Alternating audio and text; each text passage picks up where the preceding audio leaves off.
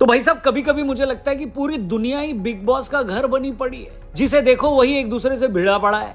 Middle east में Israel और फिलिस्तीन 2 महीने से लड़ रहे हैं। यूरोप में रूस और यूक्रेन का कलेश खत्म होने का नाम ही नहीं ले रहा। संसद में सरकार और विपक्ष के बीच जूते चल रहे हैं। मुंबई इंडियंस में रोहित शर्मा और हार्दिक के फैंस बिना स्ट्रॉ लगाए एक दूसरे का खून चूसने को तैयार बैठे हैं। और इधर यूट्यूब की दुनिया में भी संदीप माहेश्वरी और विवेक बिंद्रा के बीच भयंकर लड़ाई चल रही है। मतलब यूट्यूब की दुनिया के 2 सबसे बड़े इन्फ्लुएंसर्स, जिनके दोनों के मिला के इतने फॉलोअर्स हैं कि अगर उसे जोड़कर एक देश बना लिया जाए ना, तो वो देश आबादी के हिसाब से दुनिया का 30वां सबसे बड़ा देश होगा।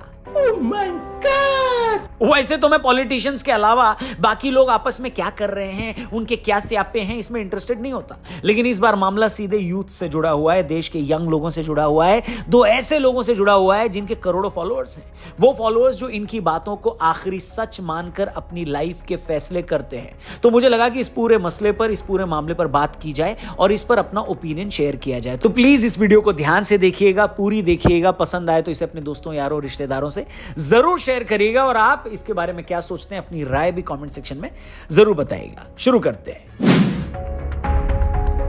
तो दोस्तों, वैसे तो मैं मानकर चल रहा हूं कि आप सबको इस मामले का बैकग्राउंड पता ही होगा। फिर भी जो लोग अभी तक नहीं जानते उनको बड़ा ब्रीफ में बता दूं कि संदीप माहेश्वरी के चैनल पर एक वीडियो आया था जिसमें एक लड़का ये शिकायत कर रहा था कि कुछ बिजनेस गुरु महंगे महंगे कोर्सेज बेच रहे हैं। उसने भी ऐसा ही एक कोर्स खरीदा था मगर कोई फायदा नहीं हुआ, जिस पर संदीप इस तरह के बिजनेस कोर्स के नाम पर बच्चों को बेवकूफ बनाने वालों को क्रिटिसाइज करते हैं। इस वीडियो में संदीप कहीं भी विवेक बिंद्रा का नाम नहीं लेते, लेकिन संदीप बताते हैं कि इस वीडियो के बाद विवेक की टीम की तरफ से उन्हें लीगल नोटिस की धमकी दी गई। उनकी टीम के कुछ लोग के घर तक आए और भी न जाने क्या क्या कुछ कहा। विवेक बिंद्रा पर जिन स्टूडेंट्स ने जो इल्जाम लगाए, उनका कहना था कि वो बच्चों को 10 दिन में एमबीए करवाकर उन्हें इंडिपेंडेंट बिजनेस कंसल्टेंट बना रहे थे। इस तरह के कोर्स के लिए बच्चों से 50,000 रुपए तक वसूले जा रहे थे। बच्चों को इस बात के सपने दिखाए गए थे कि ये कोर्स करके वो बाकी लोगों को उनका बिजनेस ग्रो करने में मदद कर सकते हैं। इस तरह कुछ 1,000 खर्च करके वो बच्चे लाखों करोड़ों कमा सकते हैं। संदीप माहेश्वरी के शो में जिस लड़के ने यह बात रखी, उसका यह कहना था कि ऐसा कोर्स मैंने भी लिया मगर उससे मुझे कोई फायदा नहीं हुआ, और जब मैंने अपने पैसे वापस मांगे तो मुझे कहा गया कि पैसे तो रिफंड नहीं होंगे। ऐसा करो, तुम यही कोर्स अगर कुछ और लोगों को आगे बेच दो तो तुम्हें कमीशन मिल सकता है। अब इस बात पर काफी लोग नाराज हो गए कि भैया हम यहां बिजनेस कंसल्टेंट बनने आए थे, सेल्स एजेंट बनने नहीं, जो तुम हमसे कोर्स बिकवा रहे हो। अब इसी बात पर सारा विवाद है। विवेक बिंद्रा को क्रिटिसाइज करने वाले ये कह रहे हैं कि स्टूडेंट्स को 10 दिन में एमबीए करवाकर कोई उन्हें बिजनेस कंसल्टेंट कैसे बना सकता है। हो सकता है कुछ बच्चे इतने इंटेलिजेंट हो कि वो ये काम 10 दिन में सीख जाएं, लेकिन हर कोई 10 दिन में एक्सपर्ट तो नहीं बन सकता ना। और ऐसा नहीं है कि ये बात खुद विवेक नहीं जानते थे। अगर वो या उनकी टीम भी जानती थी कि हर किसी के लिए इस तरह एक्सपर्ट बन जाना आसान नहीं होता, तो उन्होंने हर किसी को यह कोर्स क्यों बेच दिया।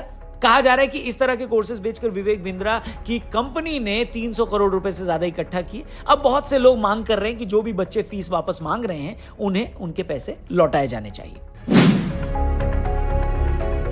जब से ये पूरी कंट्रोवर्सी सामने आई है, बहुत सारे लोग सवाल कर रहे हैं कि क्या विवेक बिंद्रा ने कोर्स के नाम पर छात्रों को धोखा दिया है, क्या उन्होंने सोशल मीडिया पर अपनी फैन फॉलोइंग का नाजायज फायदा उठाया है। इससे पहले कि मैं इन सारे सवालों पर आऊं, और यकीन मानिए मैं आऊंगा और एक ऐसा जवाब दूंगा जो न किसी के फेवर में होगा न किसी के अगेंस्ट, एक ऐसा जवाब जिसकी जरूरत इस देश के यूथ को सबसे ज्यादा है। मगर इससे पहले मैं उस जवाब पर आऊं, हम पहले यह जान लेते हैं कि विवेक बिंद्रा, जो आज भारत के सबसे बड़े मोटिवेशनल स्पीकर्स में से एक हैं, जिनके यूट्यूब पर 2 करोड़ से ज्यादा फॉलोअर्स हैं, वो इस मुकाम तक पहुंचे कैसे। आपको बता दें, बड़ा बिजनेस कंपनी शुरू करने से पहले विवेक की एक कंपनी थी, Global Academy for Consulting and Training. यह कंपनी बड़े बड़े कॉर्पोरेट्स को एडवाइस करती थी, जिसमें Maruti, Apollo, Ford, Steel Authority, NTPC, ONGC, Yale, Vedanta जैसी सैकड़ों कंपनियां थी। विवेक ऐसा दावा करते हैं कि वो आज तक हजारों छोटे बड़े कंपनियों को घाटे से प्रॉफिट में ला चुके हैं। इसके अलावा जब भी किसी कंपनी में यूनियन और कंपनी मैनेजमेंट में कोई विवाद हो जाता था तो इनकी कंपनी उसमें मीडिएशन करके झगड़े निपटाती थी। हरियाणा में मारुति के मानेसर प्लांट में मारुति की मैनेजमेंट और यूनियन के बीच जो बहुत बड़ा झगड़ा हुआ था, उसको सुलझाने का क्रेडिट भी विवेक को जाता है। इस केस के बाद विवेक बिंद्रा और इनकी कंपनी अचानक से लाइमलाइट में आ गई। विवेक बिंद्रा की एक खासियत रही है कि वो भगवत गीता के प्रिंसिपल्स पर कॉर्पोरेट्स को ट्रेनिंग देते हैं। विवेक ने अपने एक इंटरव्यू में कहा था कि 2018 के आसपास हमने रियलाइज किया कि हम लोग बड़े बड़े बिजनेस घरानों को मदद तो कर रहे हैं, उनकी प्रोडक्टिविटी बढ़ा रहे हैं, लेकिन लोअर लेवल के हजारों बिजनेसेस ऐसे हैं जिनको गाइड करने वाला कोई नहीं था। इसलिए 2019 में विवेक बिंद्रा ने global Academy for Consulting and training को बंद करके उसकी जगह बड़ा बिजनेस के नाम से नई कंपनी खोल ली। और जैसा कि विवेक क्लेम करते हैं, इस कंपनी का पर्पस ऐसे तमाम लोगों और कंपनियों को ट्रेन करना है जो छोटे लेवल पर बिजनेस चला रहे हैं और उस बिजनेस को बड़ा करना चाहते हैं। इंडिया के किसी भी हिस्से में बैठा कोई भी बिजनेसमैन अगर अपने धंधे से जुड़ी कोई गाइडेंस लेना चाहता है तो विवेक बिंद्रा की कंपनी से जुड़ा बंदा कुछ ही देर में वहां पहुंच जाएगा और उन्हें डिजिटली ट्रेन कर देगा। देखिए, इससे पहले कि मैं रीसेंट कंट्रोवर्सी पर आऊं, यह जरूर समझ लेना चाहिए कि जब भी कोई आदमी नेगेटिव वजह से चर्चा में आता है तो लोग आउटराइटली उसे रिजेक्ट कर देते हैं, खारिज कर देते हैं। हर कोई उसकी जान का दुश्मन हो जाता है। लोग बोलने लगते हैं कि यह आदमी तो है ही घटिया, यह फ्रॉड है, इसे कुछ नहीं आता, जबकि ऐसा होना नहीं चाहिए। हमें किसी भी आदमी के प्लस माइनस दोनों पॉइंट्स को लेकर चलना चाहिए। इसलिए एक बार यह फैक्ट भी मान लीजिए कि विवेक बिंद्रा भी आज जिस जगह पर हैं वहां वो बहुत कुछ करके ही पहुंचे हैं। सिर्फ लोगों को चीट कर करके तो आदमी यहां तक पहुंच नहीं सकता। अब आते हैं रीसेंट कंट्रोवर्सी पर। तो इसमें मेरा बड़ा सीधा सा मानना है कि यार, आप कोई भी कोर्स बनाओ, किसी को भी बेचो, कितने में भी बेचो, ये आपकी मर्जी है। जब हम 1 किलो आलू भी 10 मिनट लगाकर सिलेक्ट करते हैं और चेक करते हैं कि कोई खराब तो नहीं है, कोई गला हुआ तो नहीं है, तो हजारों का कोर्स सिलेक्ट करने से पहले भी अपना दिमाग तो लगाएंगे ना। लेकिन इस तरह कोर्सेज बनाकर उससे पैसा कमाने वालों को इतना जरूर सोचना चाहिए कि यार, पैसे कमाने के चक्कर में हम स्टूडेंट्स के पैसे न खराब कर दें। मतलब यार, स्टूडेंट्स जो होती है ना, वो बहुत ही इनोसेंट कॉम होती है। इस देश में हजारों लाखों बच्चे ऐसे हैं जिन्हें कभी उनके माँ बाप से गाइडेंस नहीं मिलती, न वो अच्छे स्कूल कॉलेजों में पढ़े होते हैं, करियर में आगे कहां जाना है उन्हें इसका भी पता नहीं होता।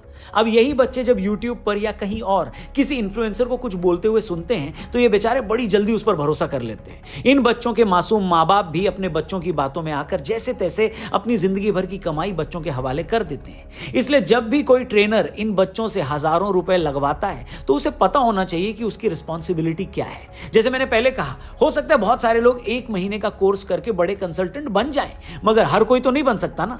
और यह बात कोर्स बेचने वाले को भी अच्छे से पता होगी कि किसमें दम है और किसमें नहीं। लेकिन जब वो लोग हर किसी को ऐसे कोर्स बेचने लगते हैं बिना कोई क्राइटेरिया सेट किए, तो वो गलत है ना। आप सामने वाले में कोई बेसिक क्वालिटी देखोगे कि नहीं देखोगे?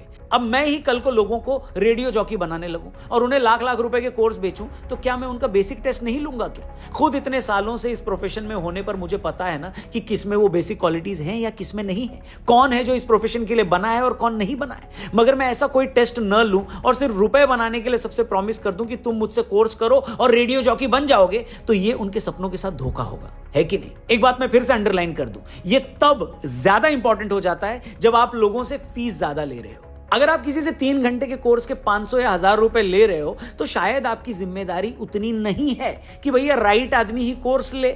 लेकिन जब आप लोगों से हजारों लाखों रुपए चार्ज करते हो तब आपको जरूर यह देखना चाहिए कि कोई अपना नुकसान न करवा ले। और बहुत सारे लोगों का कहना है कि विवेक वाली कंट्रोवर्सी में यही हुआ है। सभी को एक ही तराजू पर तौलकर कोर्स बेच दिया गया बिना यह देखे कि किसका क्या टैलेंट है, और इसी चक्कर में इतने बच्चे परेशान हो गए, ये लोग कह रहे हैं। तो भाई देखिए, मैं उस तरह के लोगों में बिल्कुल नहीं हूं जो सिर्फ अपने नंबर बनाने के लिए यह बोल दे कि सारे के सारे मोटिवेशनल स्पीकर्स फर्जी होते हैं ना। ऐसा बिल्कुल भी नहीं है। जैसा मैंने कहा, इस दुनिया में बहुत सारे ऐसे लोग हैं जो बहुत डिप्रेस्ड हैं, अकेले हैं, जिनको कहीं से कोई गाइडेंस नहीं मिलती। ऐसे लाखों लोगों को संदीप माहेश्वरी या विवेक बिंद्रा जैसे लोगों की बातों से सहारा मिलता है, एक डायरेक्शन मिलता है। मगर फिर भी मैं जरूर कहूंगा कि लाइफ में सबसे इंपॉर्टेंट होता है सेल्फ रियलाइजेशन, ये पता लगाना कि मैं क्या हूं। हो सकता है एक मोटिवेशनल स्पीकर आपको चिल्ला चिल्ला कर यह कहे कि तुम करोड़पति बनने की क्यों नहीं सोचते, तुम बड़ी गाड़ी क्यों नहीं लेते, तुम ये हासिल करो, तुम वो हासिल करो, तुम आज ही अपनी नौकरी छोड़ दो, ये सब बेकार है, और भी न जाने क्या कुछ। मगर आपको अगर ऊपर वाले ने ऐसा बनाया है जो अंदर से ऐसा है ही नहीं कि बड़ी बड़ी गाड़ी के पीछे भागे या उसे बहुत सारे लोग जाने, आपको हो सकता है उन चीजों में आकर खुशी मिले कि भैया मैं शाम को टाइम से घर आकर अपने बच्चों के साथ 1 घंटा खेल लेता हूं। आपको इस बात में सबसे ज्यादा सुख मिले कि आपके बुजुर्ग माँ बाप आपके साथ रहते हैं। आपको इस बात में आनंद आए कि भैया आज भी मैं अपने स्कूल कॉलेज के दोस्तों के साथ टच में हूं। हो सकता है लाइफ की ये छोटी छोटी चीजें आपको इतनी खुशियां देती हों कि आपको उसके आगे हर दौलत छोटी लगती हो।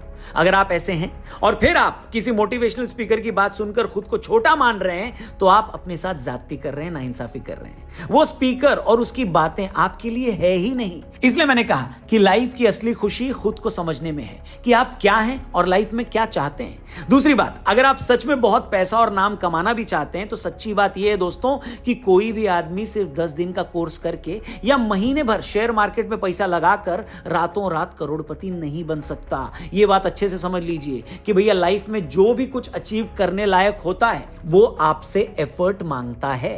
वो भी एक दिन का नहीं, कई सालों का एफर्ट। वो आपसे डेडिकेशन मांगता है। पैसा भी एक झटके में नहीं, सालों की सेविंग और सालों की इन्वेस्टमेंट से बनता है। इसलिए सोशल मीडिया पर 2-4 लोगों की झूठी कहानियां देखकर जोश में मत आइए। सक्सेस का कोई शॉर्टकट नहीं होता। असली और सच्ची कामयाबी मेहनत और टाइम दोनों मांगती है। इसलिए अपने आप को पहचानिए, मेहनत करिए और लगे रहिए। जैसा कि स्वामी विवेकानंद जी ने कहा था कि तब तक लगे रहिए जब तक कि तुम वो ना पालो जो तुम पाना चाहते हो। उम्मीद करता हूं आपको आज की ये वीडियो पसंद आई हो। प्लीज सोशल मीडिया के 2 बड़े इन्फ्लुएंसर्स के झगड़े में अपना टाइम बर्बाद मत करिए कि कौन किसके लिए क्या बोल रहा है, कौन किसकी कैसी पोल पट्टी खोल रहा है। इन सब से आपको कुछ भी हासिल नहीं होगा, आपका कोई भी फायदा नहीं होगा। इसलिए प्लीज अपने फायदे, अपने टैलेंट, अपनी मेहनत, अपनी सेहत पर ध्यान दीजिए। इस पूरी कंट्रोवर्सी पर आपका क्या कहना है वो भी कमेंट करके जरूर बताइएगा। वीडियो सही लगी हो तो प्लीज इसे आगे और भी लोगों तक पहुंचाइएगा, शेयर करिएगा। हमारे चैनल को सब्सक्राइब करके जाइएगा। फेसबुक पे देख रहे हैं तो हमारे पेज को जरूर लाइक करिएगा। Thank you for watching. जल्दी मिलते हैं। जय हिंद, जय भारत।